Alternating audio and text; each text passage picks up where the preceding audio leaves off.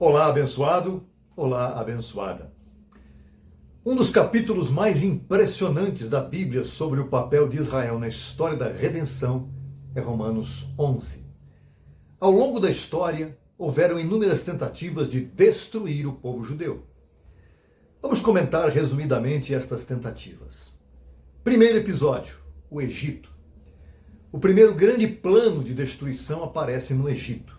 Em Êxodo 1:22, lemos: Então ordenou Faraó a todo o seu povo: a todo filho que nascer lançareis no rio. O Faraó percebeu que o povo hebreu estava crescendo e decidiu impedir seu futuro. A estratégia foi eliminar os meninos hebreus. Mas Deus levanta um libertador, Moisés, e Israel saiu do Egito. Segundo episódio, o ataque de Amaleque. Logo após o Êxodo surge outro inimigo. Em Êxodo 17 aparece o povo amalequita atacando Israel no deserto. Esse ataque foi covarde. Eles atacaram os mais fracos e cansados do povo. Por fim, Josué feriu os amalequitas pelo fio da espada e livrou Israel. E Deus prometeu que Amaleque seria lembrado como inimigo de Israel ao longo das gerações.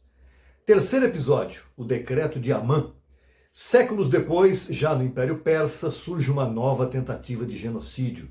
No livro de Ester 3:6, lemos que Amã procurou destruir todos os judeus. Esse plano era global, porque o Império Persa dominava grande parte do mundo antigo.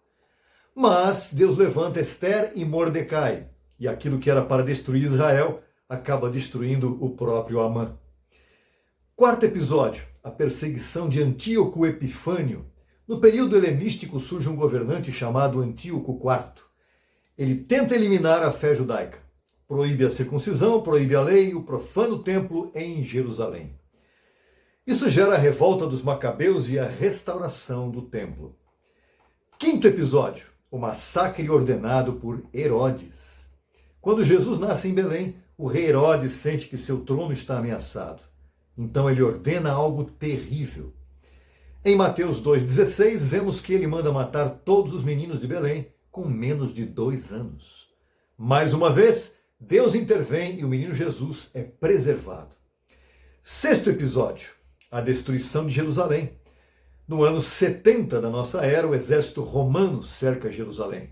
O templo é destruído, a cidade é devastada.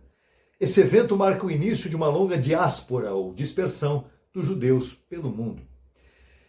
Sétimo episódio, perseguições na Idade Média. Durante as cruzadas, multidões religiosas marchavam rumo à Terra Santa. Mas antes de chegar lá, muitos decidiram atacar comunidades judaicas na Europa. Cidades inteiras foram devastadas. Depois vieram expulsões da Inglaterra, da França e finalmente da Espanha em 1492. Oitavo episódio, os pogroms do leste europeu. Nos séculos XIX e início do XX, comunidades judaicas sofreram ataques violentos na Europa Oriental. Casas foram destruídas, famílias inteiras foram mortas. Esses ataques ficaram conhecidos como pogroms. Nono episódio, o Holocausto. No século XX ocorre a maior tragédia da história judaica. Durante o regime de Adolf Hitler, cerca de 6 milhões de judeus foram assassinados. Essa tentativa sistemática de extermínio ficou conhecida como Holocausto. Mesmo assim, poucos anos depois, algo extraordinário acontece. 10º episódio, o renascimento de Israel. Em 1948, nasce novamente o Estado de Israel. Quase imediatamente, vários países atacam a nova nação, e mesmo enfrentando guerras repetidas, Israel continua existindo. Então surge a grande pergunta: por que esse povo enfrenta tantas tentativas de destruição ao longo da história?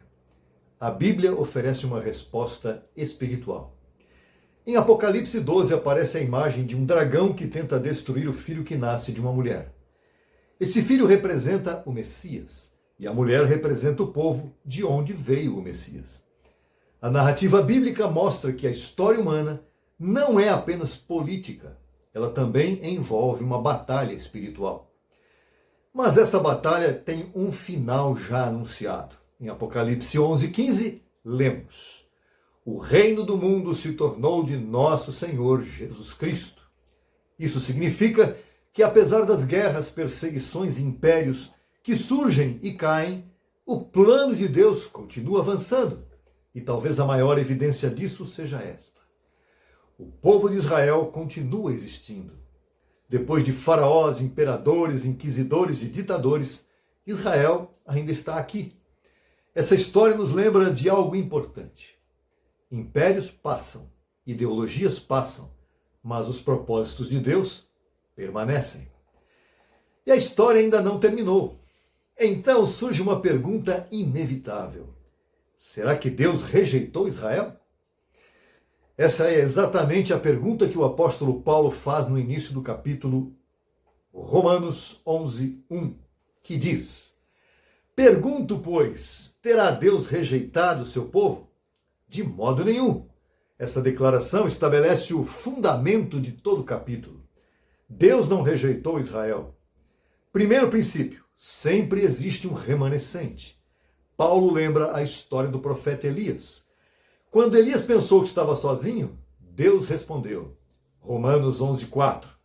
Reservei para mim 7.000 homens que não dobraram os joelhos diante de Baal. Paulo aplica isso ao seu tempo e diz. Romanos 11:5. Assim também agora existe um remanescente segundo a eleição da graça. Isso significa que mesmo quando parece que Israel está distante de Deus, sempre existe um grupo preservado pelo próprio Senhor. Segundo princípio, o endurecimento parcial. Romanos 11:25 revela um dos maiores mistérios do Novo Testamento. O endurecimento veio em parte sobre Israel até que haja entrado a plenitude dos gentios. Paulo ensina que houve um endurecimento espiritual em parte do povo judeu. Mas esse endurecimento não é total e não é permanente. Ele tem um propósito dentro do plano de Deus. Terceiro princípio, a oliveira espiritual. Paulo usa uma imagem poderosa, uma oliveira. Romanos 11:17 diz que alguns ramos foram quebrados e outros foram enxertados. A raiz representa as promessas feitas aos patriarcas, Abraão, Isaque e Jacó. Os gentios que creem foram enxertados nessa oliveira. Mas Paulo faz um alerta sério em Romanos 11:18. Não te glories contra os ramos. Ou seja, os gentios não substituíram Israel. Eles foram incluídos na história da redenção. Quarto princípio. Deus pode enxertar novamente. Romanos 11:23 diz algo extraordinário. Se não permanecerem na incredulidade, serão enxertados, porque Deus é poderoso para os enxertar de novo. Isso significa que a restauração de Israel faz parte do plano de Deus.